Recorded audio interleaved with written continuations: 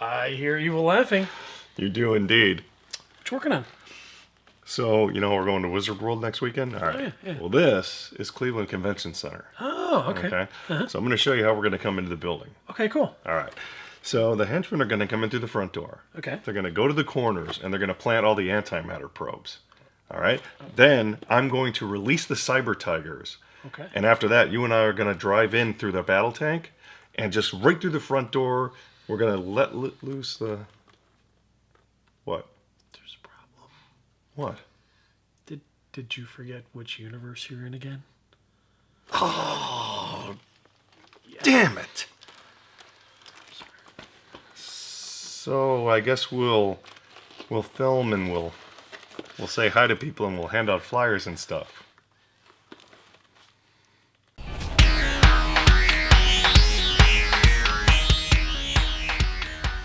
Greetings all, welcome to another episode of Week in Geek. I'm your host, the Dark Knave, with his henchman, Cram. Don't forget, next week is Wizard World, downtown Cleveland, the convention center. We will be there with our cameras and filming everyone there and hopefully getting some interviews with some celebrities. And so if you see us, stop by and say hi. Big news coming out of the DC Comics camp today. I know we alluded to it before. This is the Rebirth that DC has scheduled for 2016, and they have come out to say it is not a reboot. Jim Lee even tweeted so. But it's a reboot. It's pretty much a reboot.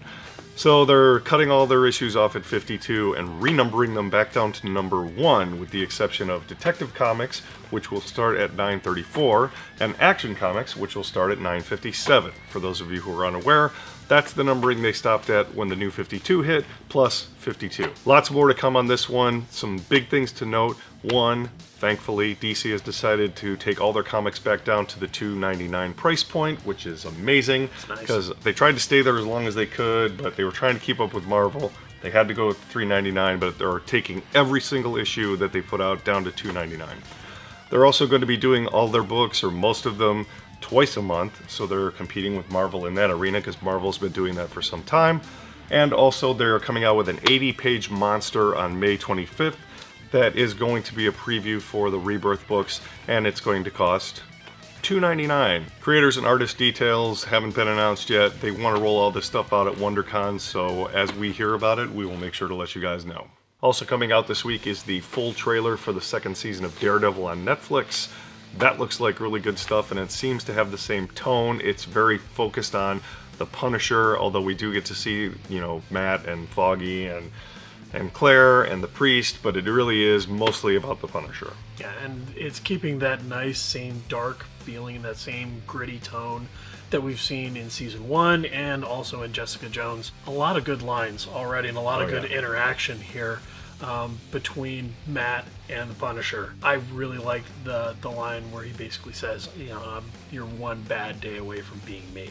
Right, or the fact that, Daredevil's a half measure. I like that he says that too, whereas Frank is basically the hammer. So that was really good stuff. We're really excited about this season. Plus, at the very end of the trailer, you get your first full taste look at Elektra. Not in costume, but I'm sure we'll get to see that as well. We've got news coming out of the Guardians of the Galaxy 2 camp. We have our first cast photo that was taken. This is an interesting photo altogether just because it's a backlit photo, so you get the silhouettes. We've got a little itty-bitty Groot who's up on Drax's shoulder, which is kind of cool. And so it was interesting to see kind of the way that they're presenting it, considering we already know these characters to a certain degree. Some interesting casting information has come out. Kurt Russell has been cast to play Emperor Jay-Sun, and that would be Star-Lord's father. And Palm Kalamentiev, and I'm sure I murdered her name, but she has been brought on board to play Mantis, which is exciting because Cram and I have been talking for a while. We'd like to see some of the other members of the Guardians of the Galaxy from the books, and it looks like they're doing just that, so that's exciting stuff.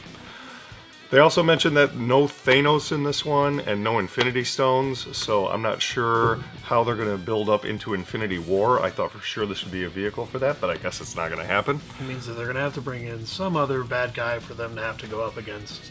Ideas? Yeah, actually I have a perfect one. If they brought a Nihilus into this situation, I think that would be fantastic. He is a horrible insect-like warlord from the Negative Zone. He's got his own insect army. He's got the Annihilation Wave. He is frightening. I want my own insect army. Come on, man. Give me an Annihilation Wave. What the... No fair. I'll get to work on it. Thank you. And now for the 40th week in a row... 41st. 41st week in a row, we have Deadpool news, because why wouldn't we? Of course. So Deadpool is smashing records left and right, and it has now become the #1 R-rated film opening weekend of all time, beating out The Matrix Reloaded. So congratulations, Marvel. You took a chance, and it paid off. I think that's fantastic. Here's a sillier record for you. So it also is the #1 R-rated film of all time in Russia, opening weekend, and beat the hell out of Star Wars Force Awakens, which is really interesting. So is it the red suit? Could be. Is it Colossus? It's Colossus. Probably Colossus. Yeah. So Colossus is Russian. I'm sure that's probably part of the appeal. It's fantastic. I just thought that was an interesting tidbit. Here's my worry. So I'm hoping that Hollywood learns their lesson from Deadpool in the right way. That it's nice to take a chance. They pay off.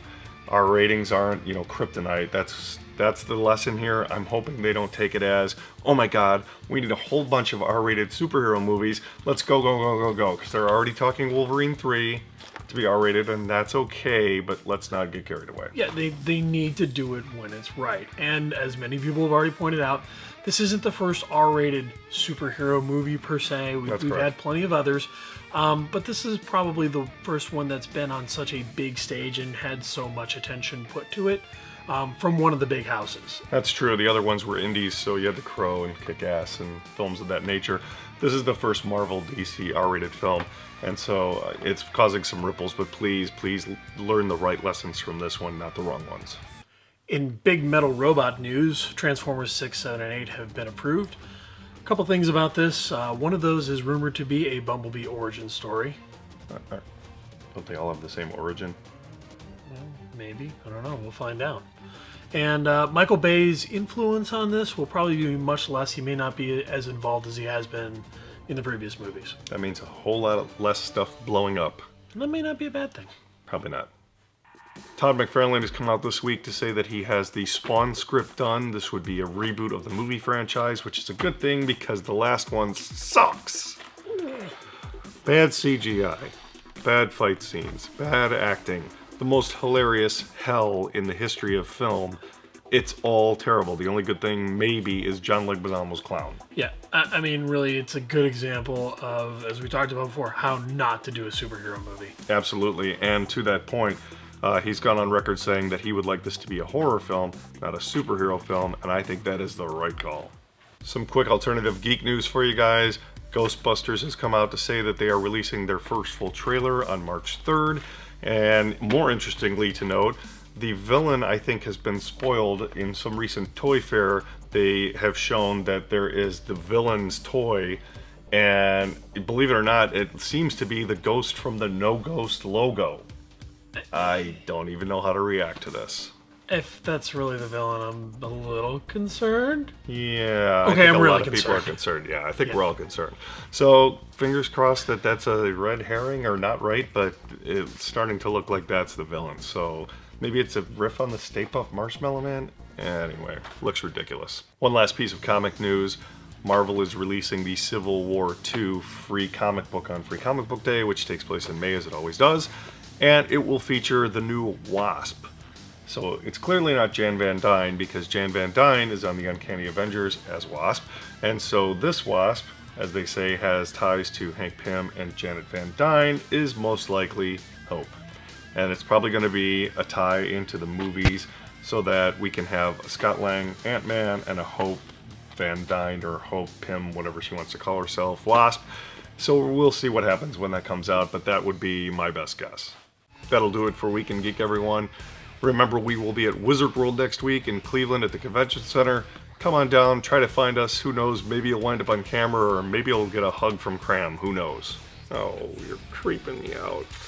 As always, if you enjoyed the video, make sure you subscribe and also share with your friends. If you want to follow up on anything we talked about today, check out the links down in the doobly-doo. Supervillain freeze frame.